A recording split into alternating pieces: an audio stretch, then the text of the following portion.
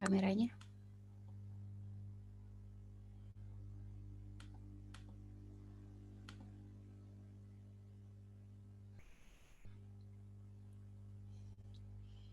Oke, saya print screen dulu buat absen ya. Afzal.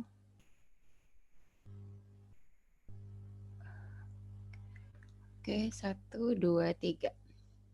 Hari belum nyala kameranya. Saya lagi nggak di rumah, Bu. Maaf. Lagi di mana? Lagi di mobil, Bu. Maaf, Bu. Oh, Ntar kalau saya on cam nggak estetik absennya, Bu. ini mau melarikan diri ya dari kampus, dari kuliah ya. Iya, Bu. Maaf, Bu. Oke, kita print screen dulu ya. 1, 2, 3. Saya save dulu ya. 5:11 kan ya kalian ya? Iya, Iya, Bu. Benar. Bu. Oke, 1. Hari tuh di provinsi apa ya? Widya dan Victoria dan Ade Fikri. Enggak, belum Saya ya? sih domisili di Bekasi, Bu. Oh, dekat. Ade M Fikri ada? Bu Ade izin ke toilet. Oh, oke. Saya 1, 2, 3. Print screen.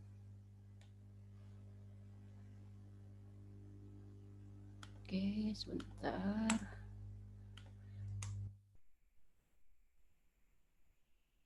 Haris lupa ada kuliah atau gimana? Enggak, tadi harusnya sebentar, Bu. Ternyata ada kendala lain jadinya jadi agak lama selesai ininya, Bu, urusannya. Di bengkel. Iya, mau servis ini sih, servis TV di rumah. Kirain tadi ini ternyata ada masalah di satu cabangnya jadi harus ke cabang yang lain, Bu, ini, Bu. Oke. Ambil tetap simak ya. Kita mulai kuliah materi kita hari ini. Oh, sebelum kita mulai, kemarin tugas kita apa sih? Lupa. Konsep diri. Ada yang udah ngumpulin? Ada yang belum ngumpulin nggak? Sudah lengkap semua, Bu. Udah lengkap ya, oke.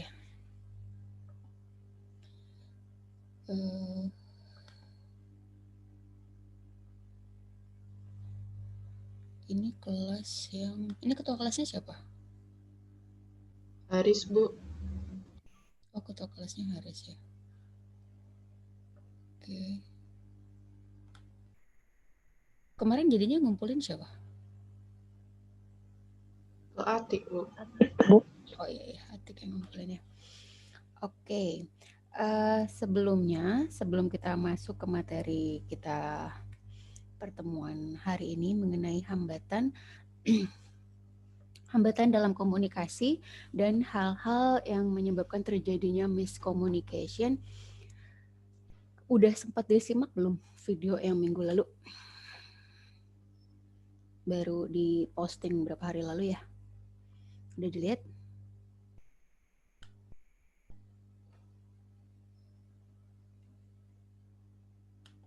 Kamu nggak jawab? Dibuka aja mic-nya. Sudah, Bu. Banyak yang nggak jawab berarti banyak yang belum lihat ya? Baru lihat sekilas, Bu. Baru beberapa menit, Bu. Ya. Memang itu kendalanya karena mestinya yang efektif adalah berbarengan sama saat kita kuliah gitu ya. Jadi kalian masih ada curiosity-nya. Cuma memang kendala teknis, kebetulan si videographer saya itu sakit dan per hari ini juga masih sakit. Jadi saya boleh minta tolong nggak biar kita menghargai apresiasi effortnya dia, usahanya dia. At least minimal kalian bantu subscribe.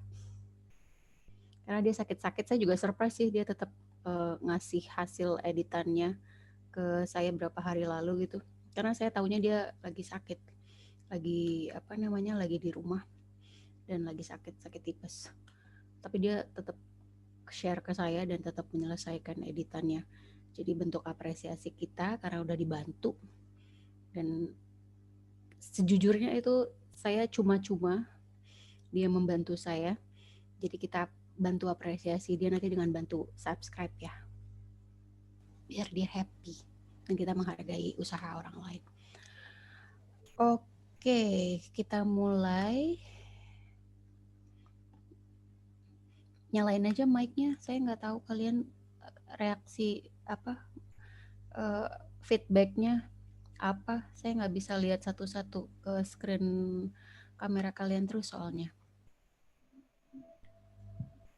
Oke, kita masuk hari ini mengenai hambatan dalam komunikasi. Hambatan dalam komunikasi atau juga biasa disebut terjadinya miscommunication, kesalahpahaman dalam berkomunikasi. Hal-hal apa yang menyebabkan terjadinya kesalahpahaman dalam komunikasi? Yang pertama adalah masalah dalam mengembangkan pesan, dan kemudian masalah dalam menyampaikan pesan. Dalam mengembangkan pesan, itu maksudnya gimana? Kalau misalnya kita sebagai presenter atau kita mau presentasi atau mau paparan, tapi materinya slide-nya bukan kita yang bikin, itu slide-nya orang lain. Kira-kira kita gimana? Perlu membaca kayaknya. Iya, jadinya membaca doang gitu ya. Terus perlu waktu juga kan ya untuk mencerna ini maksud kalimatnya apa ya. Nah, itu dengan keraguan-raguannya kita, orang lain bisa nangkap nggak sih sinyal itu? Bisa, Bu. Bisa banget ya. Nah, jadi yang dimaksud di sini dalam masalah dalam mengembangkan pesan adalah kalau misalnya kita ragu-ragu akan isi pesannya, kita nggak yakin ini bener nggak sih yang dimaksud tuh ini, atau situasinya asing. Kita presentasi misalnya di ruangan yang berbeda atau di kelas yang berbeda dari yang biasanya. Itu namanya manusia itu juga pasti butuh adaptasi dulu ya, adaptasi lingkungannya. Terus mungkin karena audiensnya juga nggak ada yang kita kenal, itu udah otomatis jadi blok ya kadang. Jadi kita ngerasa asing dan ngerasa nggak percaya diri. Itu juga bisa jadi masalah untuk kita bisa berbicara lancar atau bisa mengembangkan pesan dengan baik. Kemudian perbendaharaan kata yang terbatas. Kalau misalnya kita ingin menjelaskan pajak tapi kita sendiri gagap tentang istilah-istilah pajak, itu kira-kira yang nangkap akan clear apa enggak? Ikut bingung. Jadi bingung ya, atau kita salah-salah sebut, salah-salah istilah. Nah, itu yang dimaksud dengan perbendaharaan katanya terbatas. Dan ini pertentangan emosional. Kalau di konsep diri kemarin kita belajar udah ada karakter orang yang introvert dan ekstrovert. Orang-orang yang introvert biasanya juga memang susah berekspresi, atau dia mau ngomong marah atau nggak marah mukanya sama aja udah. Nah, ini juga bisa menyebut, atau malah kebalikannya, dia mau marah nggak marah bawaannya ngomongnya ngegas aja terus. Itu juga bisa jadi bikin kesalahpahaman di si penerima. Ada ngerasa kayak gitu nggak? Kayak, orang aku ngomong tuh baik-baik aja Bu, kenapa lah dia marah, masa sakit hati sama aku tuh? Ada nggak yang ngerasa gitu? Rasa, Bu. Ada. Siapa tuh? Donella panggilannya apa sih? Donella, Bu. Ya panggilan kamu Donella aja. Iya. Pernah kayak gitu? Pernah, Bu. Kan pas kalau kelas baru dulu pas bimbingan terus disuruh nyampein first impression, semua nulisnya cuek, jarang ngomong, judes gitu-gitu, Bu. Sama ngegas kalau ngomong.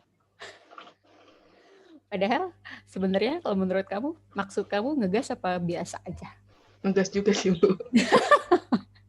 Berarti emang bawaan lahir ngegas.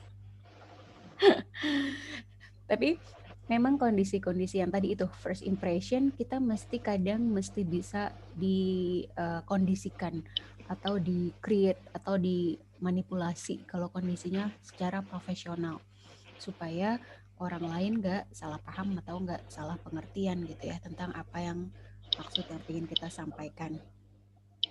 Atau kalau dia sebenarnya paham banget materinya, paparannya, dia menguasai banget, tapi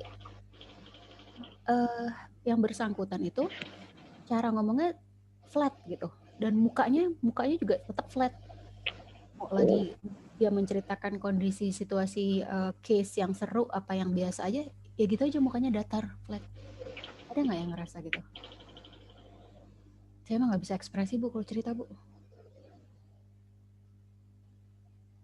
Jadi yang dengerin cerita biasanya kalau misalnya memang kita ekspresinya seperti itu akan gimana reaksi yang kemungkinan besar terjadi?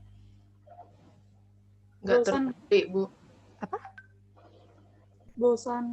Bosan ya. Satu bosan, terus kemudian juga fokusnya cepat distract gitu. Dia saat yang melakukan paparan tapi kemudian juga mungkin ekspresinya kurang atau intonasinya juga kurang, pasti let's say 15 menit udah audiensnya masing-masing udah sibuk lagi sama handphonenya atau sama ngobrol sama sebelahnya. Nah itu juga karena bisa menimbulkan kesalahpahaman komunikasi. Yang pertama tadi mengembangkan pesan, kemudian yang kedua adalah menyampaikan pesannya. Sekarang kita kuliah jarak jauh, sangat mengandalkan perangkat laptop dan jaringan nggak sih? Nah, media yang digunakan juga bisa sangat berpengaruh terhadap efektif atau tidaknya atau terjadi tantangan dalam komunikasi atau tidak. Kayak misalnya kemarin ada yang sempat share juga kalau nggak salah kuliah jarak jauh, tapi susah dipahami karena banyak bentuknya. Itu kira-kira terjadi karena hambatannya apa? Di perangkatnya kan ya? Karena harusnya paparannya, menjelaskannya mungkin bisa lebih clear. Kalau di kelas mungkin bisa pakai papan tulis, atau kalau misalnya kita sekarang pakai Zoom atau Google Meet bisa ada yang di-share tetap presentasinya, dibanding dengan misalnya hanya dijelaskan melalui chat panjang lebar. Nah itu akan terjadi hambatan dan si audiensnya kira-kira lebih paham apa lebih nggak paham? Kurang paham jadinya. Ya paham ya, karena memang itu adalah kendala di dalam berkomunikasi yang rentan sekali akan mengakibatkan kesalahpahaman komunikasi. Nah, jumlah pesan yang terlalu banyak dan saluran penghubung terlalu panjang. Ada yang tahu game Kuda Bisik? Ada yang tahu Kuda Bisik?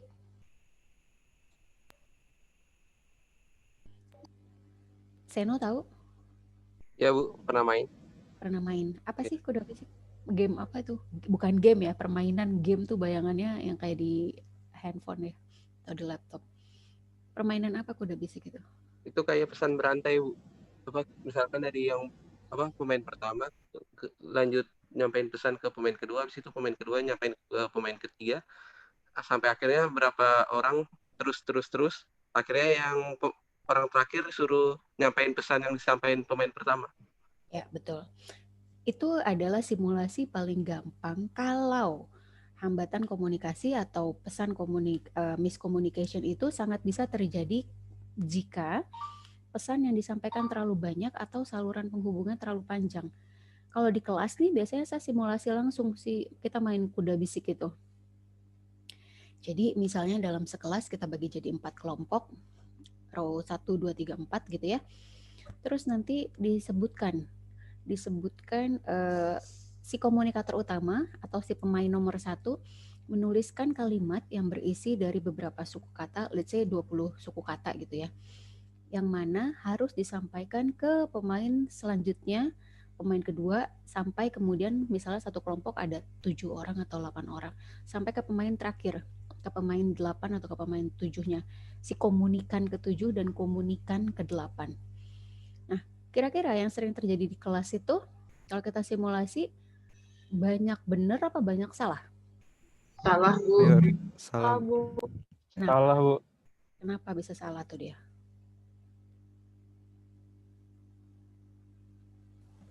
Perbedaan persepsi Bu. Perbedaan persepsi. Kemudian apa lagi? Saluran penghubungnya terlalu panjang, Bu. Saluran penghubungan terlalu panjang ya, dari orang pertama sampai orang ke-8. Kebayang nggak kalau misalnya di netizen, dari orang pertama komunikator sumber informasi sampai ke netizen yang sekian ratus orang, sekian ribu orang, itu akan banyak sekali potensi miscommunication. Nah, kemudian benar yang tadi di dalam, kalau kita simulasi ini, kalau kita di kelas simulasi di dalam kuda bisik itu, karena terlalu banyak dan terlalu panjang pesannya. Biasanya dari pemain pertama, si komunikator utamanya yang menuliskan rangkaian kalimatnya, dia menuliskan ada 20 kata gitu ya, 20 suku kata. Biasanya di pemain ke-8 itu udah tinggal 15. Ada yang udah tinggal 15 kata, ada yang udah tinggal 12 kata, pasti ada yang miss. Karena itu adalah contoh bahwa masalah dalam menyampaikan pesannya terlalu banyak dan saluran penghubungnya terlalu panjang, itu nggak akan efektif dan rentan untuk menimbulkan kesalahpahaman komunikasi. Begitu juga di dalam organisasi. Kalau kita struktur organisasinya terlalu besar dan birokrasinya, prosedurnya terlalu belimbet, terlalu jelimet, terlalu panjang, itu juga rentan sekali akan banyak problem di dalamnya. Nah, yang disebut komunikasi yang efektif itu seperti ini. Kalau di dalam chart, kalau di sini bisa dilihat irisannya masih sangat sedikit, malah tidak ada ya, masing-masing masih dengan pendirian dan pendapatnya masing-masing. Ini artinya berbeda pengertian atau salah pengertian, salah paham. Ini yang bikin sering berantem ya. Kalau salah paham, si A maksudnya apa, si B nerimanya apa, sama sekali beda gitu. Nah, ini salah pengertian atau salah paham bisa menimbulkan potensi konflik. Kemudian yang di tengah, ini artinya serupa, tingkat pengertiannya cukup. In general atau secara garis besar, mereka sudah sepaham. Sudah ada persamaan pengertian, sudah ada persamaan point of view atau pandangan gitu ya. Tapi belum benar-benar sampai ke detail gitu, belum maksimal. Nah, sedangkan yang ketiga ini udah sangat mirip. Jadi apa yang dimaksud dengan atasannya yang dijelaskan oleh si komunikatornya dengan yang diterima si komunikan itu sudah benar-benar hampir mirip atau hampir serupa. Itu artinya sudah terjadi transfer knowledge dengan efektif atau transfer pesannya, komunikasinya sudah efektif. Gitu. Ada yang pernah ngalamin miscommunication nggak? Misalnya kalian pernah jadi panitia apa gitu di kegiatan kampus atau kegiatan RT di rumah atau acara keluarga atau dengan orang rumah, dengan orang tua ada kesalahpahaman. Ada yang mau sharing? Karena ini pasti sering terjadi dalam sehari-hari.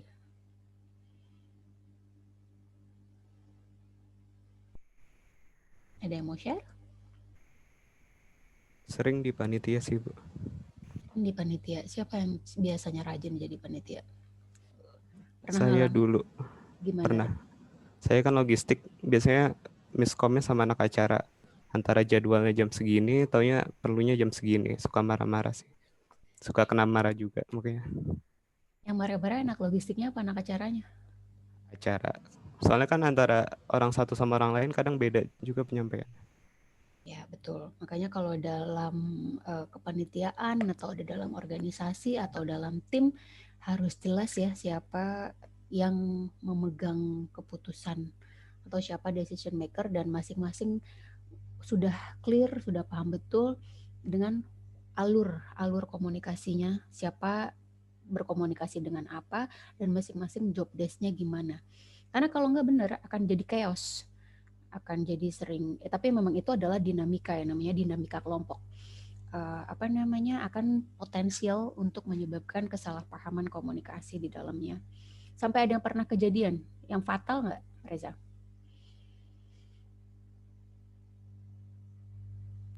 Paling fatal itu sih, Bu, waktu persiapan penampilan. Soalnya kan butuh persiapan juga. Taunya acara mintanya mendadak.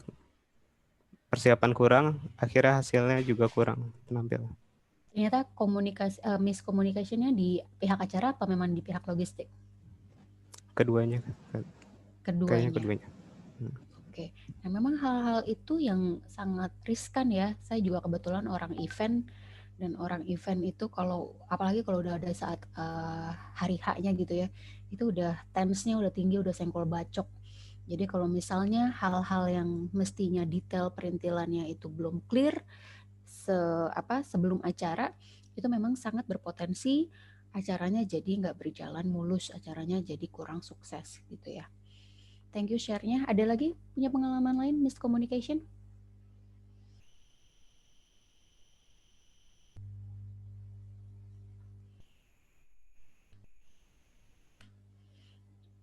Ada yang pernah ngalamin nggak kayak, kok saya kenapa ya Bu sering banget miskomunikasi sama orang tua?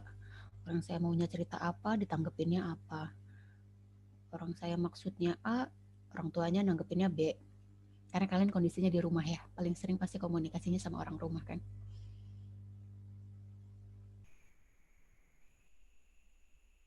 Ya ada, nggak ada yang pernah ngalamin?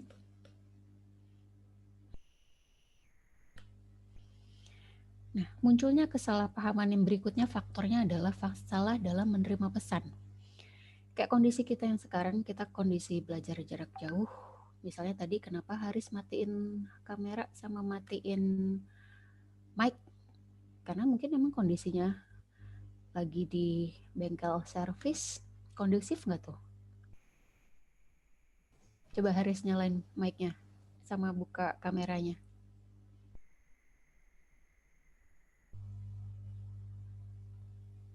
Halo Bu. Kondusif nggak? Enggak Bu, enggak kondusif Bu.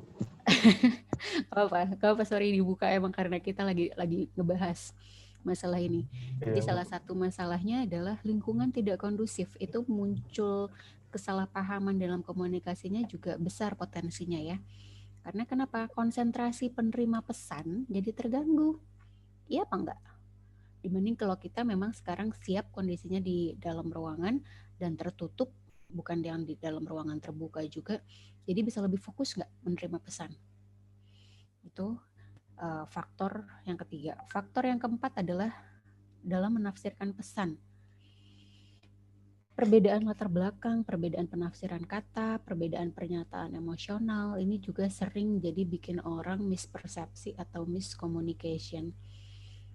Kayak tadi Donella cerita sering disalah tanggap gitu ya kalau untuk first impression judes,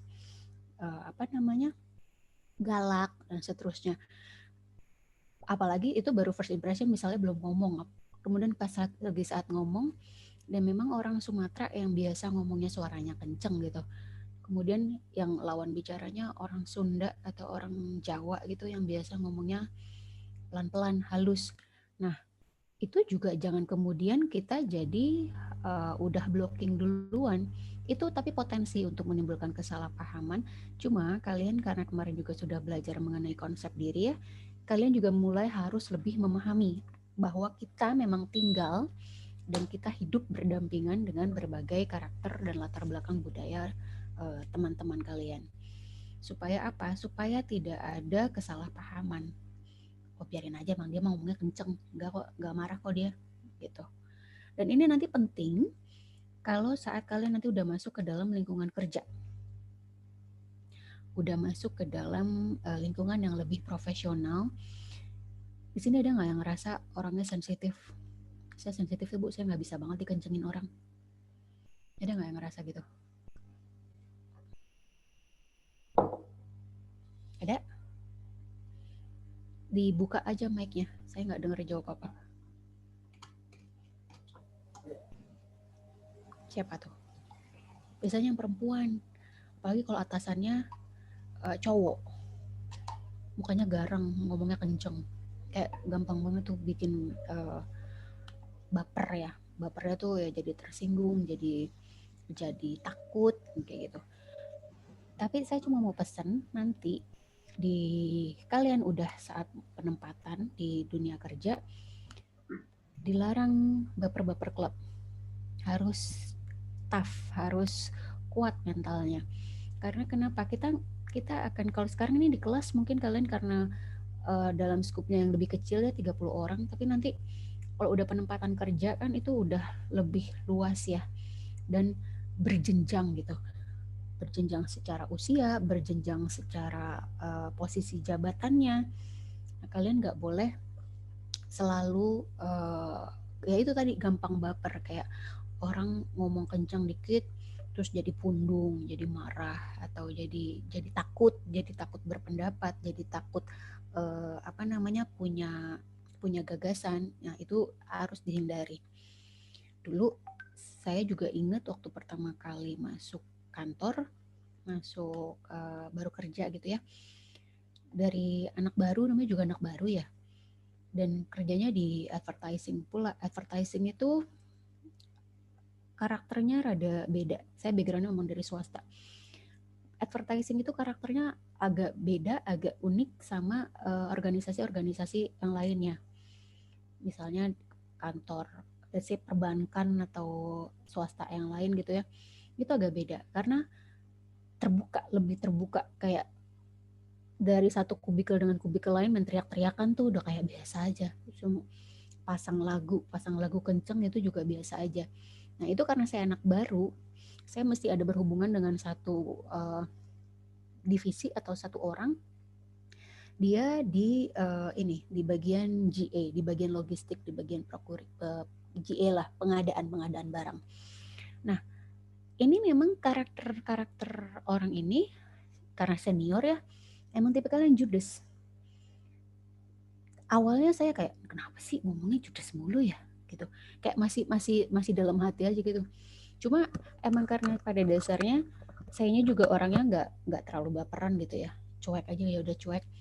Yang pada akhirnya setelah 2 bulan kemudian baru mendapat kesempatan ngobrol yang bukan urusan kerjaan, makan siang bareng gitu ya.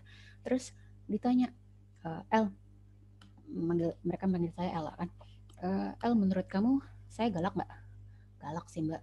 Kalau tahan, dia cuma nanya gitu, dia sadar diri. Terus dia cuma nanya, kalau tahan, ya habis gimana? Emang mesti gimana? Ya udah bagus, berarti lo lulus.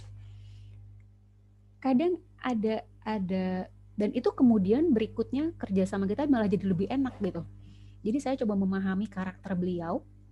Ya emang ngomongnya gitu aja udah. Emang ngomongnya ketus dan to the point. Tapi saya sebagai anak baru juga nggak jadi takut gitu atau gimana. Saya tetap batu yang tetap kalau nggak tahu, nggak ngerti ya tanya aja. Karena memang itu udah tanggung jawabnya dia untuk bisa kasih jawaban yang saya nggak paham gitu. Intinya gitu. Jadi nanti kalau kalian baru masuk nih, misalnya jadi anak baru, juga gitu. Jangan langsung menjudge orang lain dan kemudian itu bikin kita kecil hati atau jadi kita jadi terhambat untuk berani berani membentuk komunikasi lanjutan gitu dengan dia. Karena nanti kitanya yang rugi. Kan kita yang anak baru ya, kita yang lebih junior. Jadi tadi tuh prasangka emosional itu mesti dihindari. Supaya nanti berikutnya, nah setelah udah cair kan, walaupun mesti nunggu 2 bulan, 3 bulan, ya udah, tapi kan at least cair gitu ya. Kan kerja juga nggak cuma sekedar 2 bulan, 3 bulan. Nah, berikutnya cair, jadi lebih enak tektokannya dan jadi lebih gampang kalau ada urusan kerjaan. Nah, itu fungsinya komunikasi yang efektif. Kemudian komunikasi efektif itu terjadi, yang tadi ya ada di dalam gambar, kalau orang lain itu sudah pemahamannya sama seperti kita, atau orang lain mau melakukan atau berpikir seperti yang kita inginkan, atau yang kita harapkan.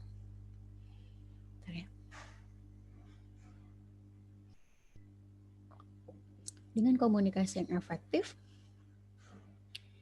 ini akan mampu mengkoordinasikan aliran kerja.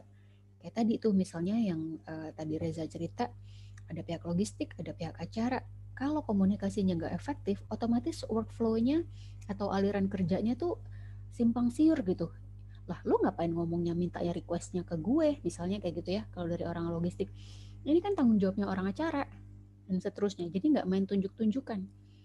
Justru malah sebaliknya kalau komunikasinya efektif, jadi timnya solid, dan workflow-nya enak. Lo perlu apa besok yang buat acara? Udah ada belum? Kayak gitu. Jadi bisa saling support. Atau kayak misalnya kemarin juga ada yang cerita, miskomunikasinya, dia sebagai desainer, miskomunikasi dengan orang logistik. Dia nungguin ukuran dari orang logistik untuk yang terkait pembuatan spanduk, umbul-umbul, banner, dan seterusnya. Tapi si orang logistiknya nggak paham kalau itu tugasnya dia. Jadi mestinya di kepalanya si orang logistiknya si orang desain yang akan ukur sendiri. Ya udah jadinya seminggu berlalu begitu saja dan nggak ada yang ngukur. Begitu udah waktunya timeline-nya mendekat dan udah harus naik cetak, begitu ditanya, mana ukuran backdrop? Mana ukuran spanduk? Lah, bukan lo yang mengerjain. Itu akan sering terjadi nggak? Karena kayak gitu. Nah, itu makanya fungsinya komunikasi yang efektif adalah untuk mengkoordinasikan aliran kerja dan kita bisa mengawasi orang lain dengan baik. Kalau itu kita sebagai atasan, kalau kita efektif komunikasinya, otomatis tuh bawahan kita atau tim kita juga bisa kerjanya lebih enak dan kita lebih gampang ngawasinnya. Karena enak gitu diajak ngomongnya atau enak diajak kerjasamanya. Dan yang ini, mengembangkan berbagai hubungan. Maksudnya gimana?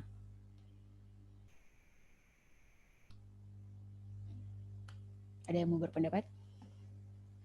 Kenapa komunikasi yang efektif itu bisa berpotensi untuk mengembangkan berbagai hubungan?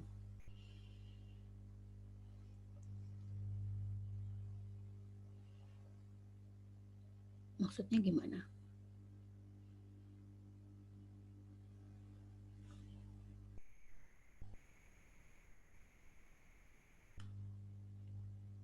Kalian punya teman yang di luar orang stan kan? Banyak Ya, kan? Bu. Ya, Bu. Banyak pasti ya. Nah nanti begitu kalian udah lulus dan udah kerja beneran jadi orang pajak nih, teman-teman kalian itu yang masih keep in touch, itu pasti akan ada momen di mana kalau kalian masih tetap sering komunikasi atau kalian baru kenal tapi terus kalian memperkenalkan dirinya secara baik dan secara proper gitu ya. Berikutnya nanti teman kalian atau temennya teman kalian saat mereka misalnya butuh orang pajak atau butuh konsultan pajak atau butuh solusi pajak, kira-kira akan hubungin kalian nggak? Iya, Bu. Ya, Bu. Itu yang dimaksud. Karena kalau saya sendiri juga cukup banyak mengalami kayak gitu dengan komunikasi yang efektif. Misalnya saya presentasi bukan dengan orang ini gitu ya. Dia kebetulan aja ikut karena nemenin temennya. Biasanya saya suka misalnya meetingnya atau presentasinya di coffee shop gitu atau di luar lah. Nah, temennya yang tadinya nggak berkepentingan sama saya, tapi begitu dia mendengarkan presentasi saya, mendengarkan paparan saya, besok-besok saat dia butuh desain, kalau konteksnya desain ya, atau butuh konsultan komunikasi, dia jadi menghubungi saya. Padahal target saya waktu itu bukan dia sebagai si penerima pesan saya, bukan dia sebagai komunikannya. Tapi karena komunikasinya berjalan efektif, nah jadi ini mengembangkan berbagai potensi yang lain. Bisa jadi klien deh berikutnya. Gitu. Itu yang dimaksud ya. Jadi jangan pernah kita beranggapan cara kita berkomunikasi itu nggak penting. Ya emang udah saya gini aja Bu, orang mau ngerti kayak ya terserah. Jangan. Karena itu jadinya melimit diri kalian sendiri. Kita nggak pernah tahu potensi apa, kesempatan apa yang bisa terjadi. Karena the power of communication. Ya.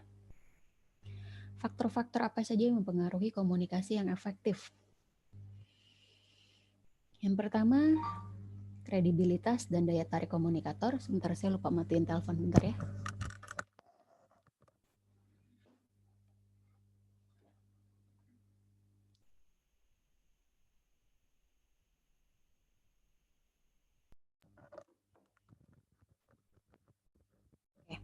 Yang pertama itu kredibilitas dan daya tarik komunikator.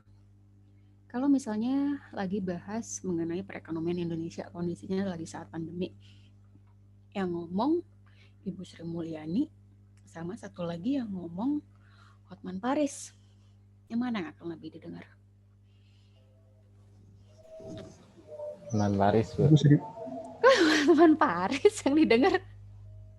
Kenapa Hotman Paris yang didengar lagi soal ekonomi?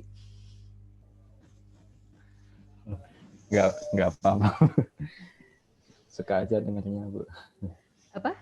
Suka aja dengarnya Hotman Paris, Bu. Berarti daya tarik Hotman Paris buat kamu tinggi ya? panutan, Bu. Enggak, Bu. Enggak, Bu. Iya, tapi memang kemungkinan besar kalau yang isunya adalah ekonomi, yang audiens akan lebih dengar kredibilitasnya adalah seorang ekonom. Tapi kalau itu tentang hukum, itu udah otomatis adalah ranahnya kredibilitasnya seorang Hotman Paris mungkin ya. Tapi yang mau saya sampaikan di sini adalah kredibilitas dan daya tarik komunikator itu juga sangat mempengaruhi efektif atau tidaknya komunikasi itu terjadi. Makanya kayak misalnya ada yang disebut brand ambassador. Kalau brand ambassador iklan itu mereka pertimbangan pilihannya tuh banyak sekali gitu ya. Jadi baik dari track recordnya, kredibilitasnya, dan seterusnya. Atau paling gampang saat kelas pertama komunikasi publik, kemudian kita baru kenalan, dan ternyata saya bukan orang stan, saya bukan orang pajak, saya bukan orang keuangan, dan saya juga bukan orang komunikasi. Di kepala kalian apa yang akan ada terpikir? Bu, izin suaranya agak kecil. Masih nggak? Udah kenceng? Sudah lumayan, Bu. Tadi kecil ya? Oke, sorry. Ya, tadi saya tadi dengar nggak yang terakhir saya sampaikan?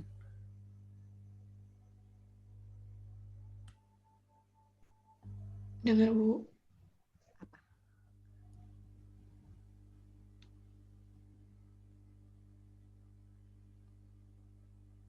Tadi saya kita lagi bahas kan salah satu faktor yang menyebabkan terjadi efektifnya komunikasi adalah kredibilitas dan daya tarik si komunikatornya. Nah, tadi saya lagi ambil case misalnya dengan case kita di kelas pertama komunikasi publik. Tapi berikutnya kalian lihat misalnya yang ngajar saya yang mungkin secara tampilan muka sering dikira lebih muda daripada usia saya sebenarnya. Plus ternyata kalian juga tahu nih, saya bukan orang STAN, saya bukan orang Kemenkyu, saya bukan orang pajak, dan misalnya saya juga bukan orang komunikasi. Kredibilitas saya dipertanyakan nggak sama kalian? Dipertanyakan, Bu. Iya, Bu. Dipertanyakan ya, dan jadinya itu di awal udah ada blocking nggak sama kalian? Sudah. Itu yang dimaksud. Jadi kredibilitas dan daya tarik komunikator itu penting untuk kita membentuk komunikasi yang efektif. Kemudian kemampuan pesan untuk membangkitkan tanggapan. Makanya selalu saya ada jeda untuk tanya, ada pendapat nggak dari kalian? Atau kalian ada pertanyaan nggak? Karena apa? Kalau enggak, saya cuma ngomong sendiri di depan di kelas, ya tinggal pakai aja rekaman gitu ya. Atau kayak lagi monolog, lagi main teater. Ya udah, saya nggak perlu tahu feedback dari kalian. Tapi itu jadinya nggak efektif. Kemudian juga ini, kemampuan komunikan menerima dan memahami. Dari posisi kaliannya sendiri juga, sejauh mana kalian bisa paham dan mengerti isi pesan yang disampaikan. Saya kasih contoh misalnya kalian sebagai petugas pajak melakukan sosialisasi di anak-anak SD. Itu gimana? Challenge-nya, tantangannya, atau hambatan yang akan kalian temui apa? Buat narik fokusnya kali ya, Bu. Anak SD kan suka ribut-ribut gitu. Betul, satu untuk menarik perhatiannya aja dulu itu udah PR ya. Kemudian apa lagi tantangannya? Bahasa yang digunakan, Bu. Bahasa yang digunakan, benar. Terus apa lagi?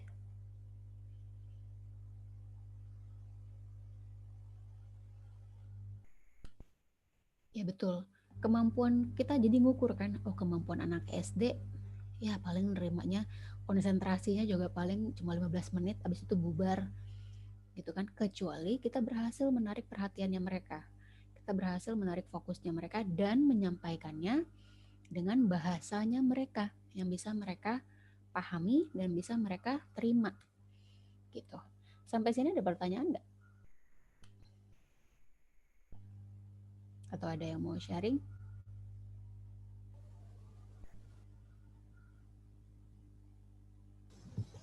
Belum, Bu.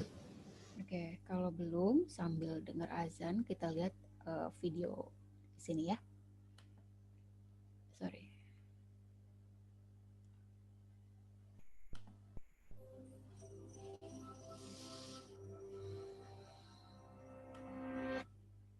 Have you ever talked with a friend about a problem only to realize that he just doesn't seem to grasp why the issue is so important to you?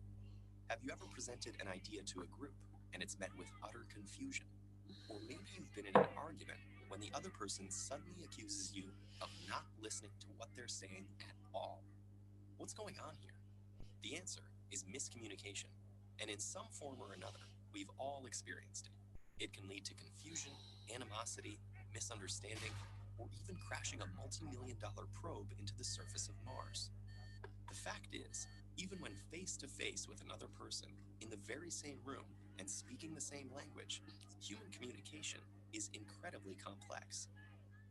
But the good news is that a basic understanding of what happens when we communicate can help us prevent miscommunication. For decades, researchers have asked what happens when we communicate. One interpretation, called the transmission model, views communication as a message that moves directly from one person to another, similar to someone tossing a ball and walking away. But in reality, this simplistic model doesn't account for communication's complexity.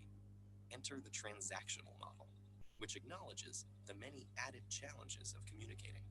With this model, it's more accurate to think of communication between people as a game of catch. As we communicate our message, we receive feedback from the other party. Through the transaction, we create meaning together. But from this exchange, further complications arise. It's not like the Star Trek universe, where some characters can Vulcan mind melt, fully sharing thoughts and feelings. As humans, we can't help but send and receive messages through our own subjective lenses. When communicating, one person expresses her interpretation of a message, and the person she's communicating with hears his own interpretation of that message. Our perceptual filters continually shift meanings and interpretations. Remember that game of catch? Imagine it with a lump of clay. As each person touches it, they shape it to fit their own unique perceptions based on any number of variables, like knowledge or past experience, age, race, gender, ethnicity, religion, or family background. Simultaneously, every person interprets the message they receive based on their relationship with the other person and their unique understanding of the semantics and connotations of the exact words being used. They could also be distracted by other stimuli, such as traffic or a growling stomach. Even emotion might cloud their understanding, and by adding more people into a conversation, each with their own subjectivities, the complexity of communication grows exponentially. So as the lump of clay goes back and forth from one person to another, reworked, reshaped, and always changing, it's no wonder our messages sometimes turn into a mush of miscommunication. But luckily, there are some simple practices that can help us all navigate our daily interactions for better communication. 1. Recognize that passive hearing and active listening are not the same.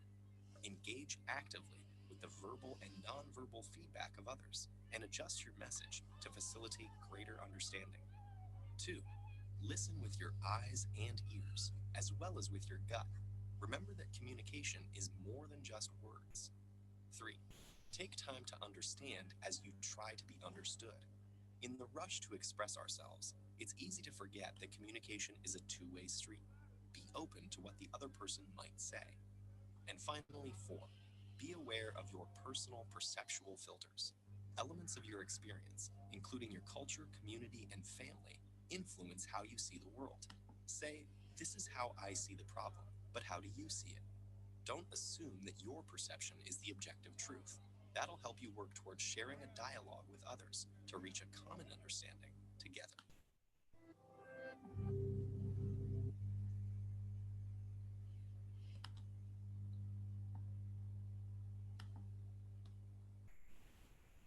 Apa aja tadi isi videonya?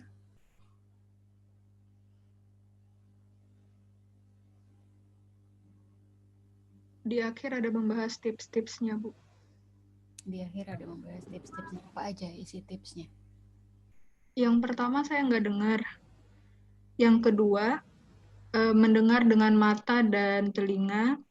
Yang ketiga, take time to understand. Yang keempat, be aware of small perception.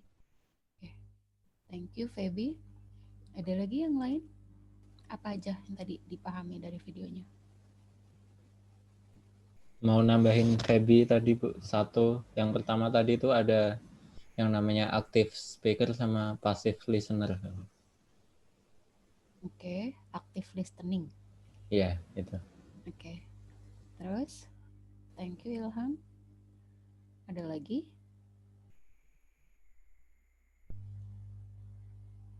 Apa tadi message-nya dari videonya?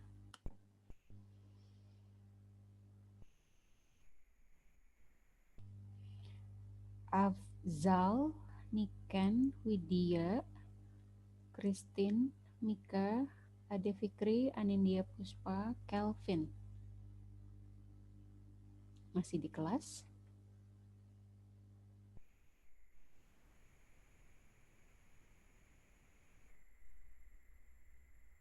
Tadi isi videonya apa?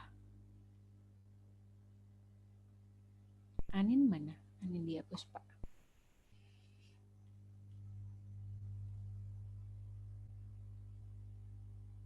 Apa tadi isi videonya? Ada mau menambahkan lagi nggak? Isi videonya mungkin ini sih Bu, tadi udah dijelasin sama Ibu juga. Yang bagian bahwa dalam menerima pesan, orang-orang tuh punya persepsi yang berbeda-beda. Mulai dari ditentukan sama gimana keluarganya, agamanya, kehidupan sosialnya, atau bahkan hal-hal kecil yang nggak terduga kayak traffic atau bahkan kondisi orang di sekitarnya pun bisa mempengaruhi cara dia menerjemahkan suatu informasi gitu Bu. Betul sekali, thank you. Tadi yang ngomong Haris ya? Iya benar Bu. Soalnya kamu nggak ada videonya. Iya maaf Bu. Haris masih nyimak ternyata. Iya betul, tadi di dalam video itu memang kalau miskomunikasi itu bisa disebabkan oleh banyak faktor. Karena tadi seperti main lempar-lemparan clay itu tanah liat ya, kayak tanah lempung. Kalau kita lempar tanah lempung itu, tanah liat itu, antara yang menerima pesan sama penerima pesan akan ada perbedaan nggak shape-nya, perbedaan bentuk. Kayak si pelempar pertama sama kemudian yang nangkap si clay-nya akan beda nggak? Beda Bu. Sangat beda. Mungkin beda. Ya, karena itu juga seperti yang terjadi saat proses komunikasi terjadi. Masing-masing punya persepsinya masing-masing, masing-masing punya pemahamannya sendiri, punya latar belakangnya sendiri, kemudian juga punya misalnya background edukasinya sendiri, yang mana sama-sama menyerap, sama-sama misalnya dalam satu waktu sama-sama nonton TV, atau dalam satu waktu sama-sama menonton live pertandingan gitu, itu bisa jadi juga beda penangkapannya, atau sama-sama lagi mendengarkan pemaparannya pemaparannya gubernur atau pemaparannya ibu menteri, masing-masing punya persepsinya sendiri gitu. Karena memang tadi, dan itu berpotensi menjadi hambatan atau berpotensi menjadi miscommunication kalau kita tidak coba pahami dulu. Kalau hambatan komunikasi antar pribadi atau antar manusia, yang pertama dipengaruhi oleh perbedaan persepsi dan bahasa, pendengaran yang buruk, kayak tadi kan, siapa tadi ya yang Bu, maaf suaranya kecil. Nah, itu memang di situ bisa menjadi hambatan. Kemudian tadi gangguan emosional, gangguan fisik. Kalau kamu masuk ke ruangan atasan, kondisinya beliau mukanya lagi pucet, atau beliau kondisinya mukanya udah lagi tegang, berani masuk nggak? Enggak Bu. Enggak, Bu. Karena kayak tadi juga disampaikan di video, kita harus bisa mendengarkan nggak cuma dengan telinga, wah si bos ngomongnya lagi, jawab teleponnya kenceng banget, lagi marah-marah, tapi juga mendengarkan dengan mata ya. Kita lihat, oh tapi juga mukanya lagi kusut banget, atau kok agak pucet ya, kayak gitu. Jadi kita mengukur apakah potensi hambatan komunikasinya akan besar. ya percuma juga dipaksain masuk ke ruangannya si bos atau ke ruangannya si bapak atau si ibu kalau kondisinya dia terlihat lagi ada gangguan emosional atau ada gangguan fisik gitu ya. Jadi kita sebisa mungkin meminimalisir adanya hambatan ini. Kalau tadi misalnya disebutkan suara saya kecil, ya bisa jadi pertama adalah sinyal atau memang kemungkinan dari suara saya juga yang terlalu kecil gitu ya sebagai komunikator. Tapi suara saya minggu ini sama minggu lalu sama apa beda? Beda, Bu. Apa bedanya? Kalau minggu lalu kayak lemes gitu, Bu. Hari ini lebih bersemangat. Lebih merdu, Bu, hari ini, Bu. Hari ini lebih Bisa aja Ilham. Modus, Bu. Ya Allah. Masyuk Ilham. Ya, memang itu adalah disebut saya sebagai komunikator sebagai hambatan fisik. Karena minggu lalu kondisi saya juga lagi nggak fit gitu ya, tapi tetap mesti ngajar. Jadi kita sebisa mungkin sebagai komunikator meminimalisir hambatan yang bisa menyebabkan terjadinya miskomunikasi. Minggu lalu saat saya lagi nggak enak badan itu dan ada 2 kelas, itu saya menjaga betul supaya setidaknya stabil dari awal sampai akhir. Karena saya tahu akan jadi potensinya jadi percuma. Saya udah buang-buang energi dan kalian juga udah menyediakan waktu dan memang udah waktunya jadwal kelas, akan jadi percuma kalau sama sekali misalnya suara saya dying gitu ya, suara saya sama sekali nggak kedengeran. Jadi walaupun mungkin lebih powerless, lebih terdengar agak lemas, tapi at least saya mengkondisikan supaya bisa stabil gitu dari awal ngajar sampai selesai. Nah, kemudian kita bahas berikutnya adalah itu tadi hambatan di dalam komunikasi antar pribadi ya atau antar individu. Nah, hambatan di dalam organisasi ini mungkin juga nanti yang kalian akan sering temui. Hambatan komunikasi di dalam organisasi ini mestinya juga nanti kita akan bahas di dalam komunikasi organisasi. Tapi sekilas, mungkin kalian ingat nggak kalau dulu misalnya di masa Orde Baru, eranya Pak Soeharto ya, itu komunikasinya lebih tertutup apa lebih terbuka? Tertutup, Bu. Gimana maksudnya tuh tertutupnya di situ?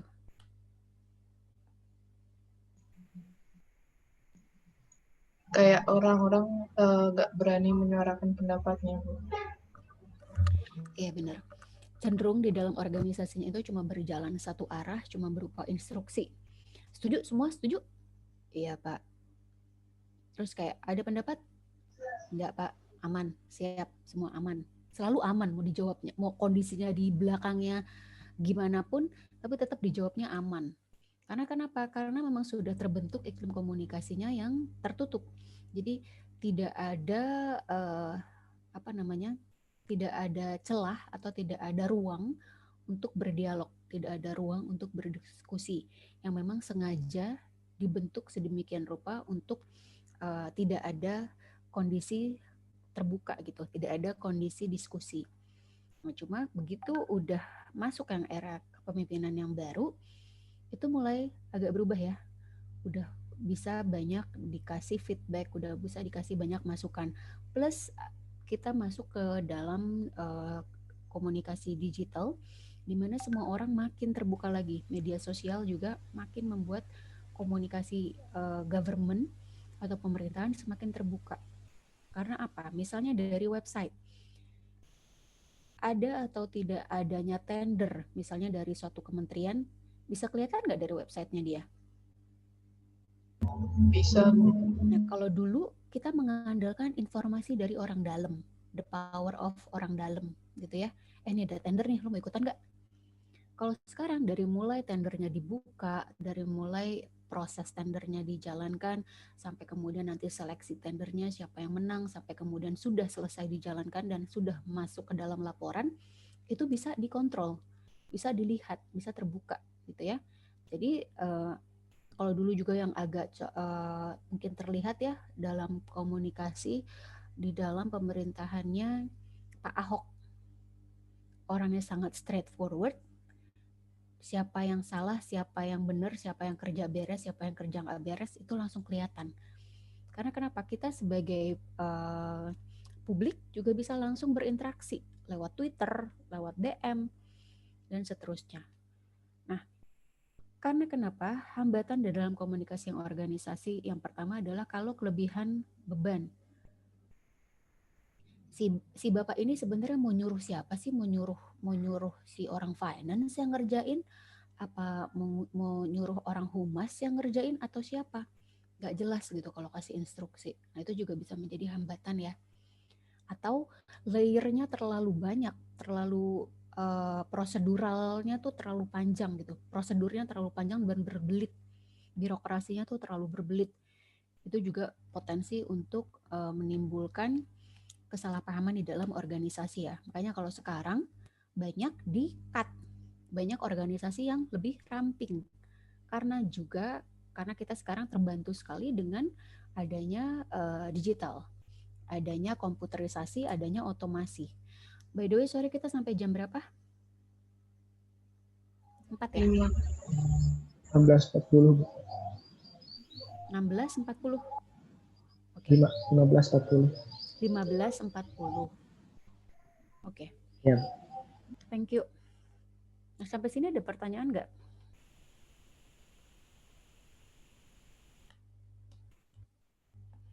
Atau ada yang mau sharing?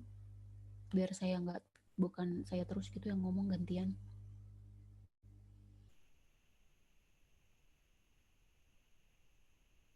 Ada yang punya pengalaman ngurusin sesuatu gitu yang berurusan dengan pemerintahan terus kayak lama banget diputer-puter.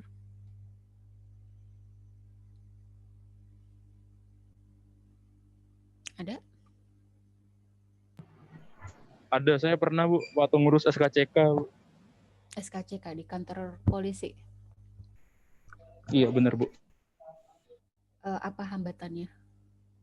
Itu kayak lama banget prosesnya, kayak disuruh nunggu ini, nunggu itu. Iya. Kayak ngasih kode gitu loh Bu, ngasih kode biar dikasih. Biar cepet. Biar cepet. Nah. Ya itu ya plus minus ya. Memang nggak semuanya seperti itu, tapi masih ada yang kayak gitu ya benar. Kayak kita sesimpel ke kelurahan bikin KTP, kalau dulu mungkin bisa sampai sebulan belum jadi itu KTP ya. Kemudian kalau sekarang sehari, 2 hari, 3 hari maksimalnya udah harus jadi. Karena kalau enggak dia yang dapat tegur si petugasnya gitu ya. Nah, ini 7 hambatan, gangguan dan rintangan yang menyebabkan terjadinya miscommunication. Dari sini ada yang mau ditanyakan nggak?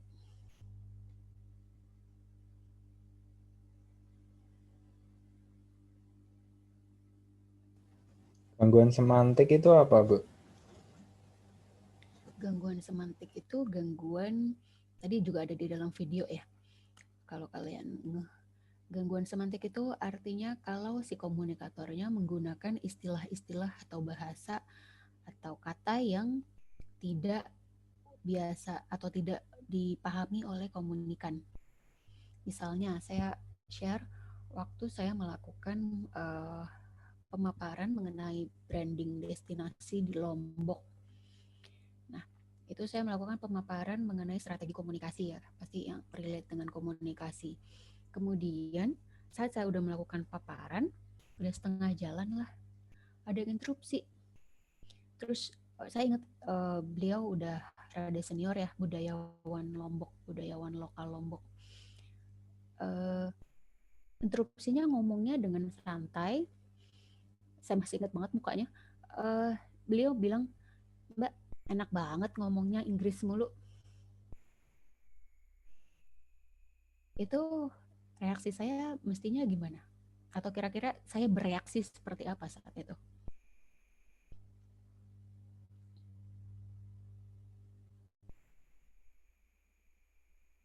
Dibuka aja mic-nya.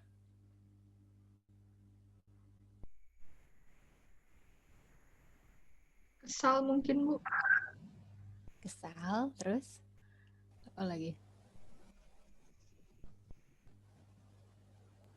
Mengubah gaya bicara mungkin. Apa? Mengubah gaya bicaranya. Mengubah gaya bicaranya. Apa? Kayak Nah, mengubah gaya bicaranya kan. ini gangguan pendengaran ya. Mengubah gaya bicara saya maksudnya ya. Ya, terus apa lagi kira-kira?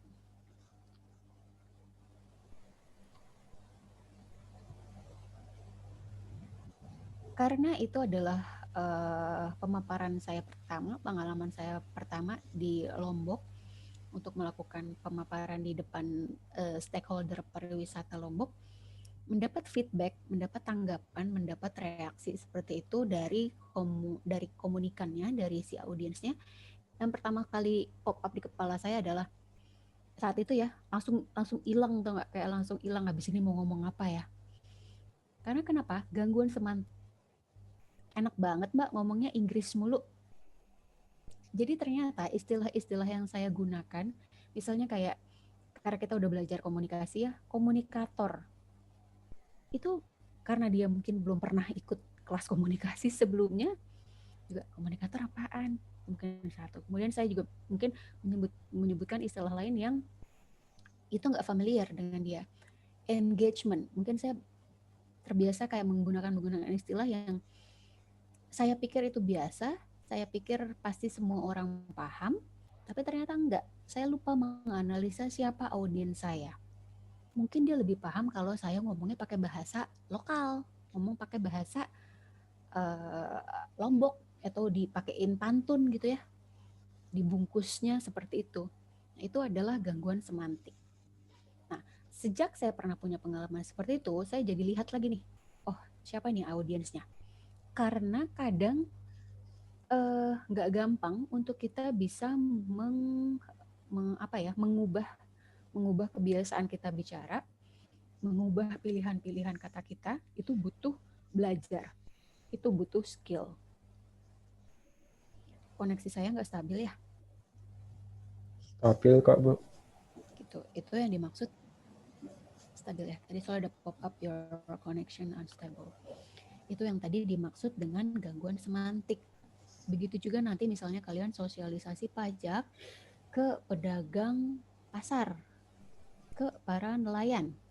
Lebih gampang mana? Kalian mensosialisasikan pajak ke pedagang atau ke entrepreneur? Entrepreneur, Bu. Kenapa? Mungkin karena sudah tahu dasarnya ya, Bu ya, jadi lebih mudah mengerti. Ya, betul. Setidaknya ini nyambung dengan sini, kerangka berpikirnya sama. Nah, ini juga menjadi hambatan kalau kita sebagai komunikator dengan komunikan kerangka berpikirnya berbeda. Itu juga bisa menjadi hambatan. Kalau kita melakukan sosialisasinya dengan entrepreneur, ya betul, minimal dia punya background knowledge-nya sama. Minimal dia udah sering mendengar NPWP, PKP, dan seterusnya. Tapi kalau kita berbicaranya misalnya melakukan sosialisasinya dengan pedagang pasar, dengan simbok pasar, kalau kita tahu-tahu ujuk-ujuk gitu ya, kalau bahasa Jakartanya tiba-tiba langsung ngomongnya mengenai PPN, PPH, sebelum kita menjelaskan dulu apa itu pajak, apa itu PPN, dan seterusnya. Nyampe nggak pesannya ke mereka? Enggak, Bu. Ya, dan yang paling gampang tadi kalau misalnya kita melakukan sosialisasi mengenai apa itu pajak ke anak sekolahan, anak SD, kerangka berpikir mereka ya masih bisa diukur lah ya, kerangka berpikir anak SD. Yang perlu di transfer knowledge-nya adalah minimal mereka ngerti pajak itu apa sih, gitu. Dan cara penyampaiannya juga tetap harus dengan kerangka berpikirnya mereka. Jangan kita paksakan cara berpikirnya kita, karena komunikasi yang efektif itu selalu berfokus pada komunikannya. Nah, ini kebalikannya tadi, cara mengatasi hambatan dan memperbaiki komunikasi. Pelihara iklim komunikasi terbuka, harus selalu pegang teguh etika komunikasinya, memahami kesulitan komunikasi antar budaya, menggunakan ini tadi yang saya maksud, pendekatan komunikasi yang berpusat pada penerima pesan. Jadi kita lihat dan kita menyesuaikan gaya bicara kita, menyesuaikan pilihan-pilihan kata kita, bahasa kita kepada yang menerima pesan. Menggunakan teknologi sekarang juga dengan sosial media, orang lebih gampang ya berkomunikasi dan menciptakan proses pesan secara efektif dan efisien. Sampai sini ada pertanyaan?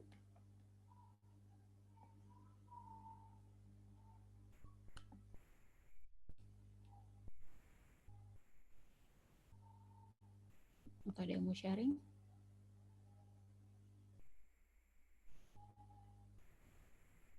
Anindya ada?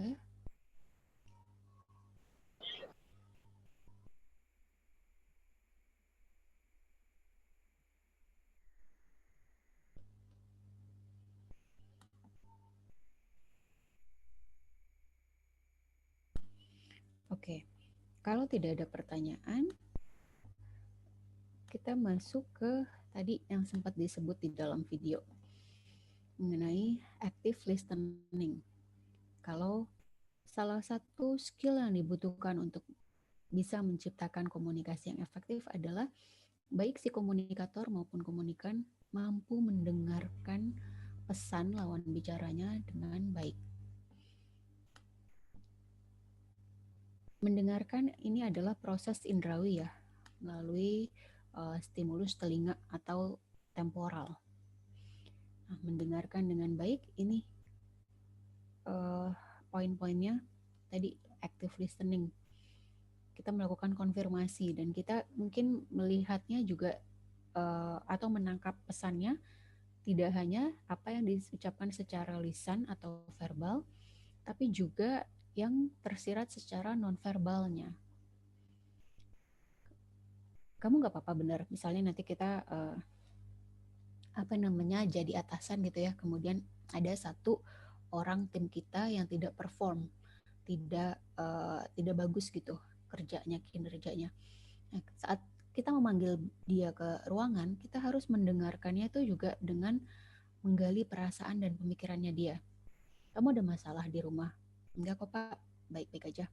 Enggak kok Bu, baik-baik aja. Atau misalnya udah dipanggil HRD nih, ini skill yang juga yang harus dimiliki oleh orang SDM atau HRD. Atau one day kalian punya atasan atau punya bawahan atau punya tim ya, ini juga harus dimiliki oleh kalian.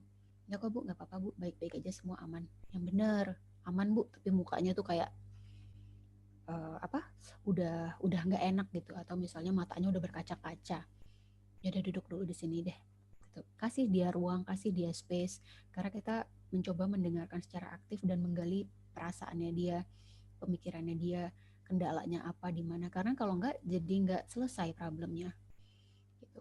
Mendengarkan musik.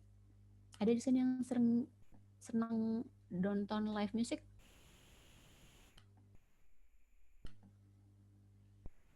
Iya Bu. Bedanya apa nonton live music sama sekarang mendengarkan paparan? Energinya beda Bu. Energinya beda. Terus? Fokus mungkin. Fokusnya siapa? Fokus ke materi Bu. Fokus ke? Materi. Ke materi.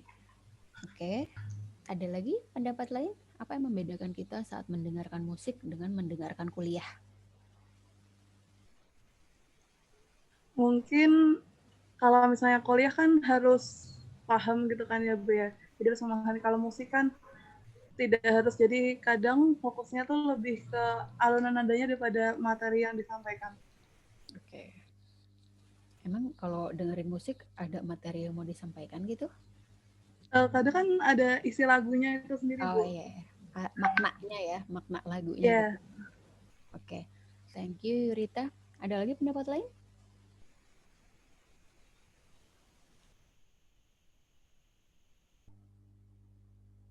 Mendengarkan musik perlu feedback nggak dari kita? Sebagai contoh pada soal nomor 1. Apa itu? Siapa yang lagi ngerjain soal? Salah. Maaf Bu, itu mbak saya. Ngerjain apa?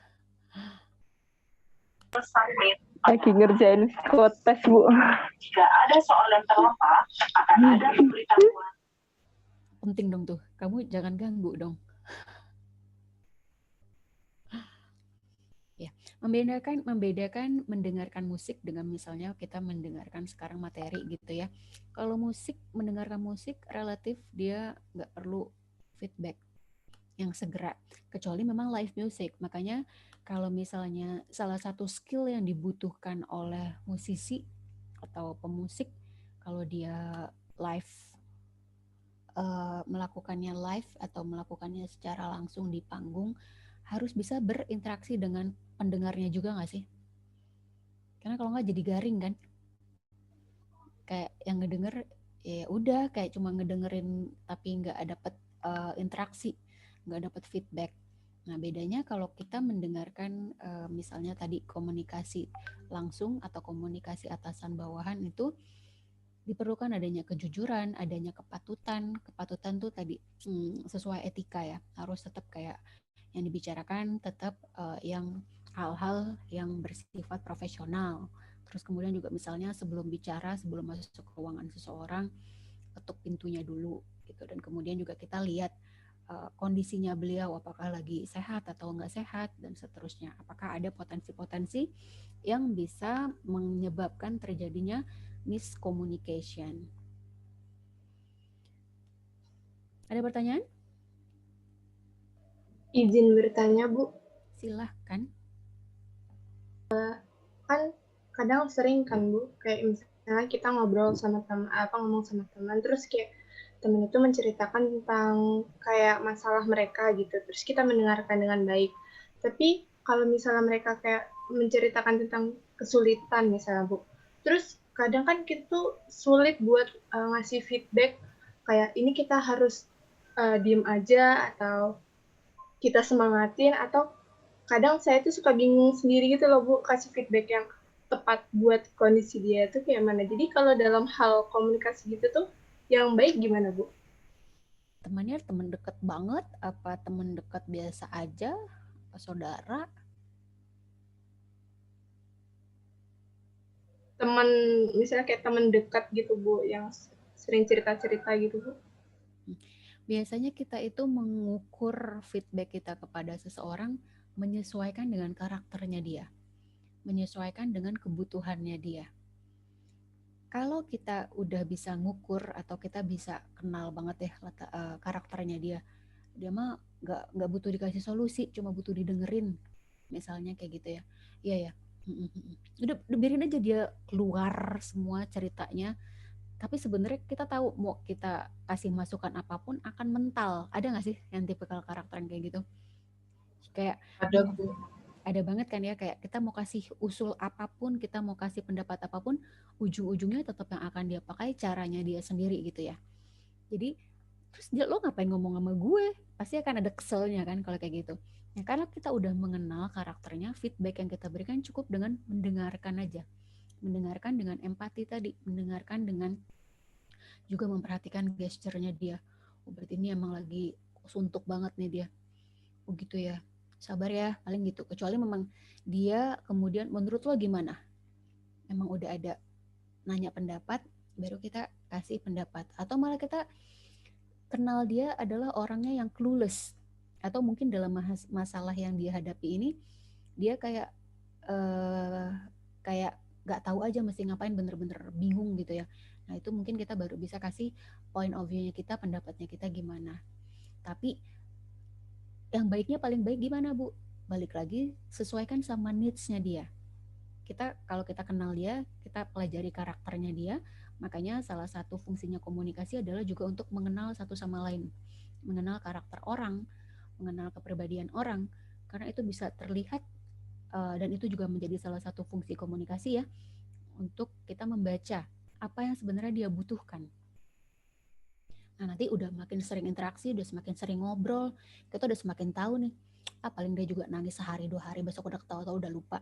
Ada kan juga ya orang yang kayak gitu ya, yang kayak emang orangnya sangat ekspresif dan roller coaster gitu, yang swing moodnya cepet.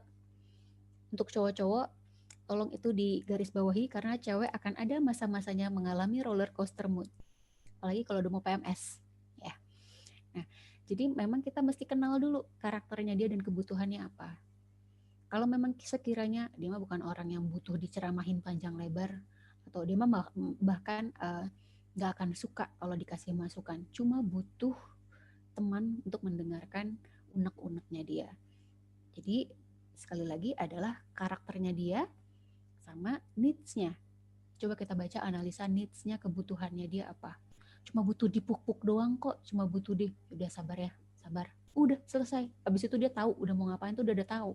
Cuma butuh mengeluarkan unek-uneknya aja. Gitu. Cukup menjawab, Atik? Cukup, Bu. Terima kasih banyak. Sama-sama. Challenge selama pembelajaran pandemi ini, atau misalnya kalian komunikasinya sesama anak sekelas gitu, yang notabene satu sama lain mungkin belum terlalu kenal ya secara pribadi, iya apa enggak? Iya Bu, soalnya diacak. Soalnya diacak kan, jadi mungkin ada yang baru ketemu, ada yang baru kenal, boro-boro ketemu ya, cuma ketemu dari monitor gitu, dari screen. Challenge-nya apa aja sih ditemuin? Pernah terjadi miskomunikasi nggak antar kalian?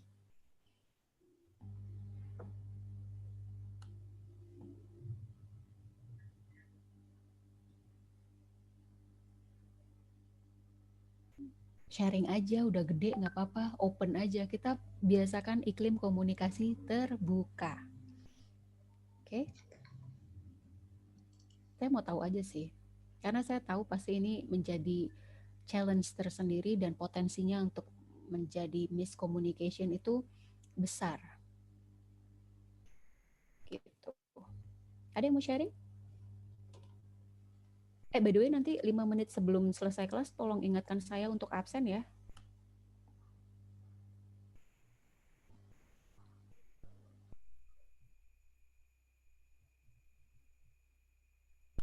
Nggak ada yang punya masalah selama kuliah jarak jauh dan tidak mengenal satu sama lain isi kelasnya?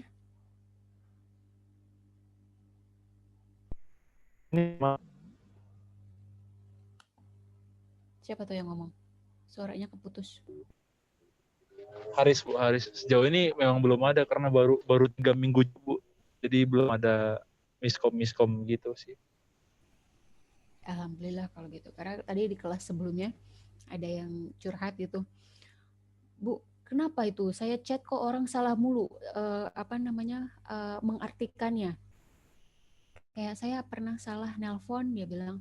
Terus saya salah nelpon karena kepencet, saya tulis keteken. Kenapa dia bacanya jadi ketekan? Itu lucu sih. Tapi itu sangat mungkin.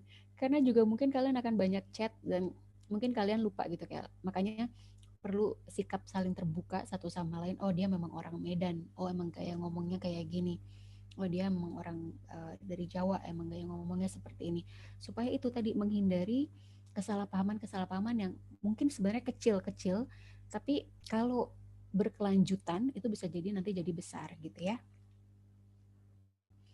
Oke, ada pertanyaan atau ada yang mau sharing lagi? Kayaknya kelas kita belum pernah miskom tuh gara-gara ketua kelasnya tuh bekerja keras buat menghubungkan satu sama lain, Bu. Setuju, Bu. Oke. Tepuk tangan dong ke kelasnya dong. Dibuka mic-nya. Makasih Ilham. Ini dibayar berapa, Am?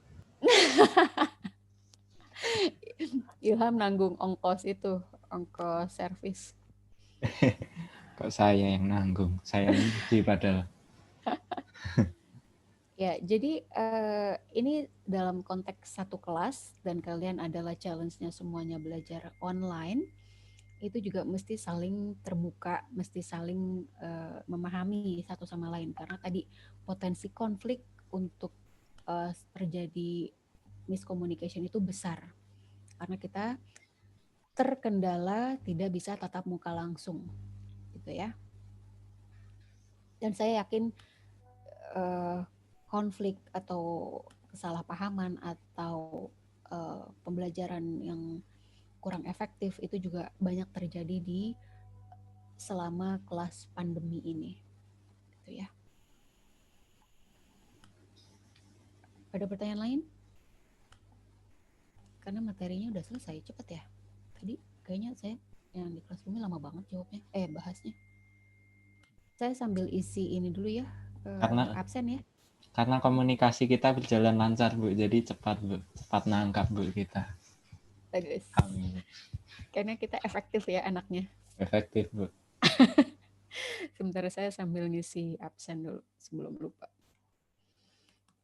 Ada nggak yang punya pengalaman miskomunikasi dan terjadinya fatal gitu?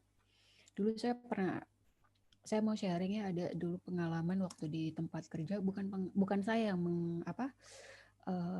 yang mengalami, tapi atasan saya. Jadi dia agak fatal karena kita di agensi pemasangan iklan. Fatal sekali karena salah tanggal. Dan akhirnya nggak kebagian space.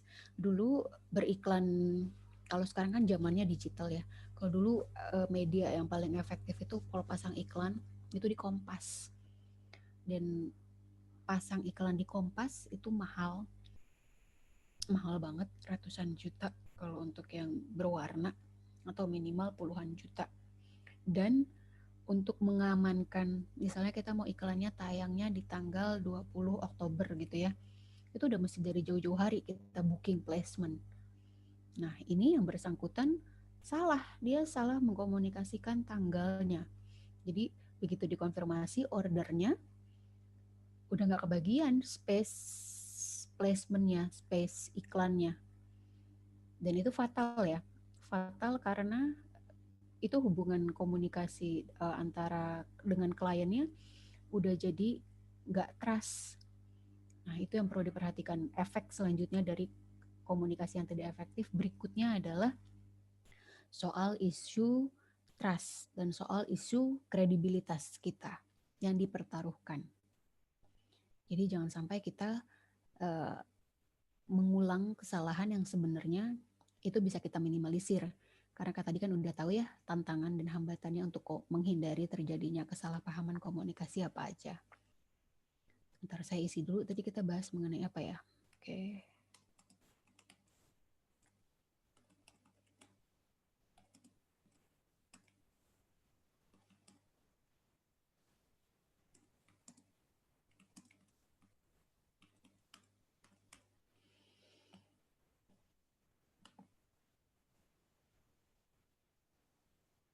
Saya belum save lagi.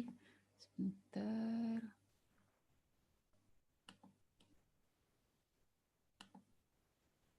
Tapi selama ini perkuliahan kalian aman? Masih 3 minggu ini masih aman? Aman sih, Bu, kayaknya. Ya, Bu. Tugasnya dikit juga soalnya. Tugasnya dikit. Nggak ada aman jadinya. Nggak ada apa? Tugasnya dikit. Terus nggak ada apa? Nggak ada kuis mendadak ya di kelas gitu ya? Ada juga sih, Bu. Ada juga? Ada. Tapi karena kita sudah mempersiapkan belajar rutin gitu, jadi nggak masalah. Luar biasa. Saya isi absen dulu ya. 5.11.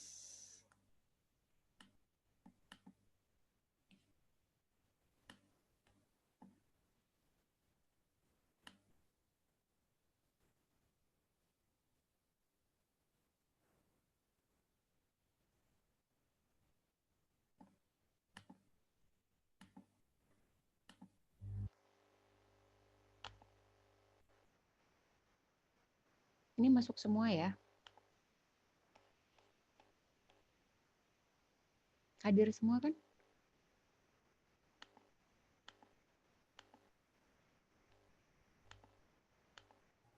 Hadir, Bu. Saya isi absen dulu.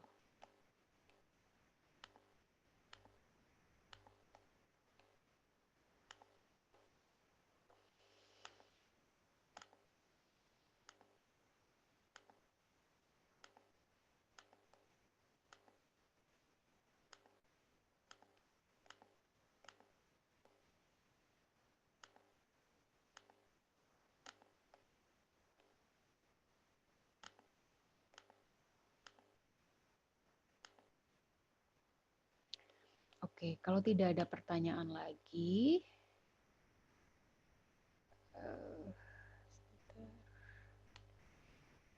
oke, nggak ada pertanyaan lagi?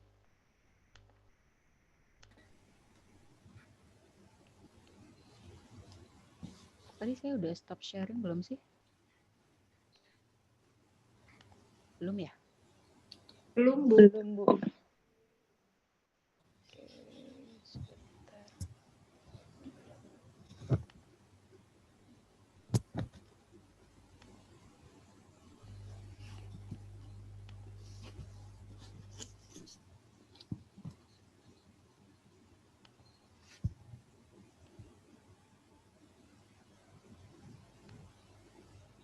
Oke, kalau udah nggak ada pertanyaan lagi, kita udahin kuliahnya yang hari ini. Sampai ketemu minggu depan.